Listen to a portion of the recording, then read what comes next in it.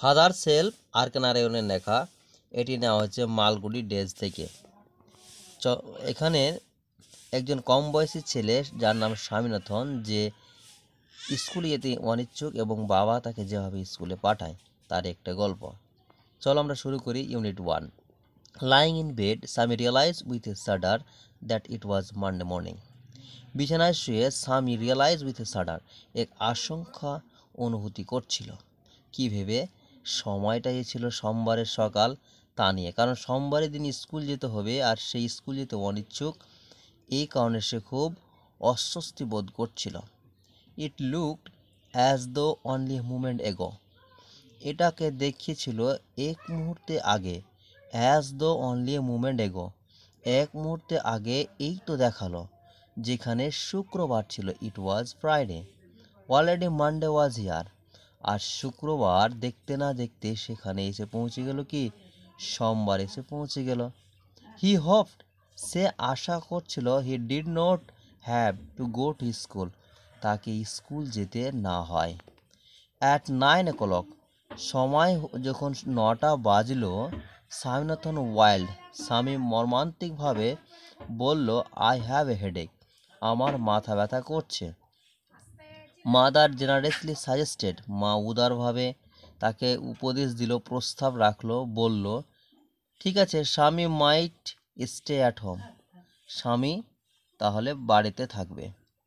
At 9:30, when he ought to have been in the school prayer hall, যেখানে সে যেখানে তার উচিত ছিল স্কুলে প্রেয়ার হলে থাকা, স্বামী was lying on the bench, স্বামী শুয়েছিল ইন মাদার্স রুম, তার মায়ের রুমে। ফাদার আস্কড হিম, বাবা তাকে তার কাছে জানতে চাইল, have you no school today, তোমার কি আর স্কুল নেই? স্বামী উত্তর দিল, আমার মাথা ব্যথা হয়েছে। Nonsense, dress up and go, বাবা বললেন, বাজে কথাকার, চলো পোশাক পরো এবং স্কুলে যাও, মাথা ব্যথা। লুক অ্যাবাউট লেস, এর মানে হচ্ছে ঘোরাঘুরি কম করো, ওয়ান সানডে, রবিবারের দিন, অ্যান্ড ইউ উইল বি, তাহলে without a headache on Monday, সোমবারের দিন আর তোমার মাথা ব্যথা হবে না।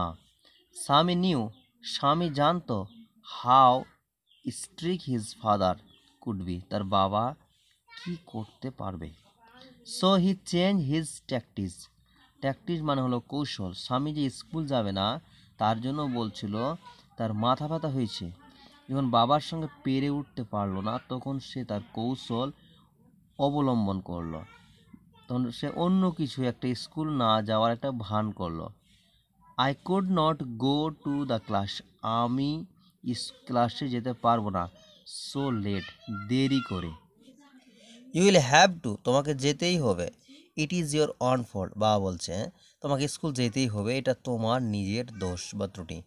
What will the teacher think, Swaminathan বলছে, টিচার কি ভাববে? If I go so late, আমি যদি দেরি করে স্কুলে যাই। টেল হিম ইউ, তুমি তাকে বলো, হ্যাড এ হেডেক, আমার মাথা ব্যথা ছিল, অ্যান্ড সো আর লেট, তাই তো তোমার দেরি হয়েছে। He will scold me if I say so, যদি আমি তাই বলি, হি উইল স্কল্ড মি, তাহলে সে আমাকে বকাবকি করবে।